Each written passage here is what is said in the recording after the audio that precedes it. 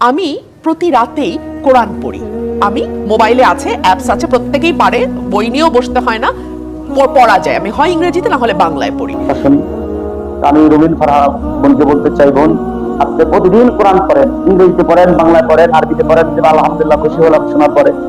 কিন্তু কোরআনের ভিতরে তো আছে আপনি কি আয়াত দেখেন না? ও বোন, আপনি কি কোরআন আয়াতটা বুঝেন না? আলা আলাহুল খালক ওয়াল আমরু, সৃষ্টি যার, বিধান চলবে তার।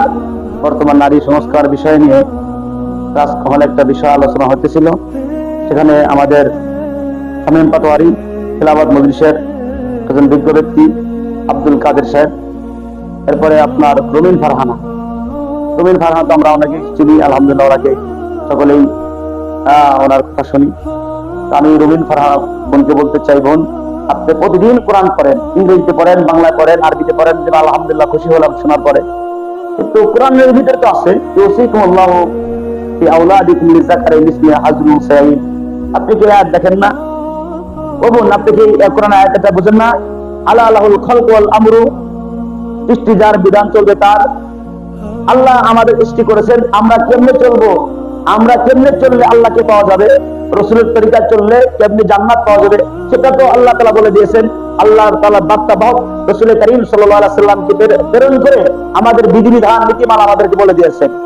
আপনি কোরআন পড়েন, হাদিস পড়েন না, কোরআন পড়েন, কোরআন আয়াত দেখেন না, সুতরাং আপনার পড়াটা ভণ্ডামি পড়া।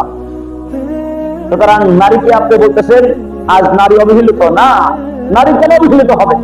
নারী যদি আজকে কোরআন অনুযায়ী চলে, হাদিস অনুযায়ী চলে, রাসূলের তরিকায় চলে, এই নারীর পায়ের নিচে আল্লাহ তাআলা জান্নাত রেখে দিয়েছে। সুতরাং আল জান্নাতু তাহতা আকদামিল উম্মাহাত, রাসূল আলাইহিস সাল্লাম বলেন, এ পুরুষ জাতি, তোমরা জান্নাত পেতে চাও তাহলে মায়ের খেদমত করো।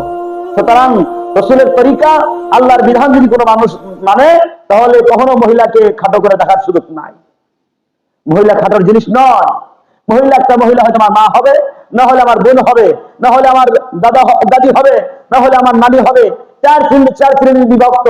সুতরাং মহিলাকে খাটো করার কোনো সুযোগ ইসলামে রাখে না। সুতরাং মহিলাদেরকে যারা বলে যে আজকে মহিলা অবহেলিত, মহিলাদেরকে সম্মান করা হয় না, মহিলা ইসলামের কোন সম্মান দেওয়া হয় নাই, মর্যাদা দেওয়া হয় নাই, আমি তাদেরকে বলবো, বোন আপনি ভালো করে কোরআন পড়েন, ভালো করে হাদিস ঘাটেন, ভালো করে রাসূলের তরিকা দেখেন। অবশ্যই সেই কোরআনে, সেই রাসূলের হাদিসে অনেক মর্যাদা দিয়েছেন। রাসূল করিম সাল্লাল্লাহু আলাইহি ওয়াসাল্লামের কাছে যখন তার দুধমা হালিমা আসছে, রাসূল করিম সাল্লাল্লাহু আলাইহি ওয়াসাল্লাম চাদর, একটা হয়তো আছে চাদর, আর একটা হয়তো আছে পাগড়ি মোবারক বিছায়া দিয়েছেন।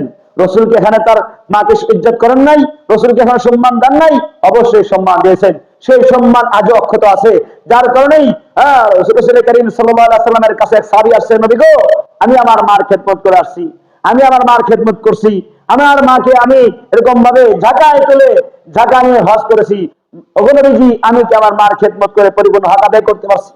আল্লাহ নবী বললেন, না, তোমার শরীরের চামড়া দিয়ে যদি তোমার মায়ের জুতা বানায় দাও, তারপরে তোমার মায়ের হক আদায় হবে না। এখানে ইসলাম কতটুকু গুরুত্ব দিয়েছে মায়ের খেদমত করার জন্য, নারীকে সম্মান করার জন্য।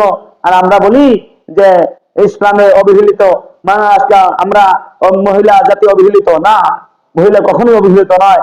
ওই মহিলা যখন কোরআন অনুযায়ী চলবে, পর্দা করে চলবে, তাহলে এই মহিলা হবে সম্মানী মহিলা, সম্মানিত মাতা।